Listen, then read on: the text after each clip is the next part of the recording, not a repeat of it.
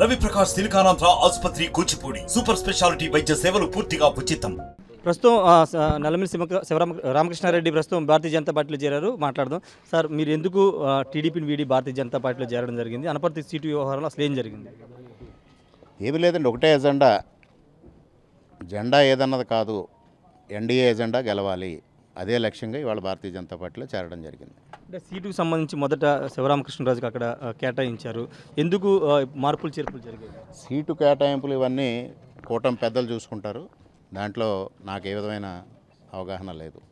వారి నిర్ణయం నేను అమలు చేయడం జరుగుతుంది అంతే. అంటే ఇప్పటి వరకు మీరు టీడీపీలో ఉన్నారు, ఇప్పుడు భారతీయ జనతా పార్టీలో చేరారు. క్యాడర్ ఏ విధంగా మీతో పాటు కలిసి ప్రయాణం చేసే అవకాశం? ఇది ఎన్డీఏ కూటమి, 3 పార్టీలు కలిసి పనిచేస్తూ ఉన్నాయి.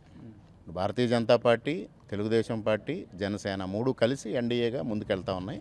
అందుకోసం క్యాడర్ అంతా ముందుకు వెళ్తారు. అందులో ఎటువంటి సందేహం లేదు, ఎటువంటి అనుమానం లేదు. అంటే నామినేషన్స్కి 20వ తారీఖు లాస్ట్ డేట్. ఇంత ఈ క్లమ్జీనెస్ ఎందుకు జరిగింది అనుకున్నారు?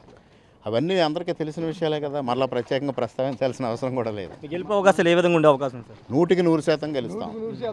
ఎమ్మెల్యే గెలుస్తాం, అదేవిధంగా ఎంపీ కూడా గెలుస్తాం, రాజమండ్రి ఎంపీ కూడా గెలుస్తాం. ఖచ్చితంగా గెలుస్తామని, అనపర్తి సీటు ఖచ్చితంగా గెలుస్తామని నల్లమిల్లి రామకృష్ణారెడ్డి చెప్తున్నారు. భారతీయ జనతా పార్టీకి సంబంధించి ఖచ్చితంగా అక్కడ గెలుపు అవకాశాలు ఉంటాయని నల్లమిల్లి రామకృష్ణారెడ్డి చెప్తున్నారు. Camera person ప్రసాద్తో Rayesh RTV Vijayawada నుండి.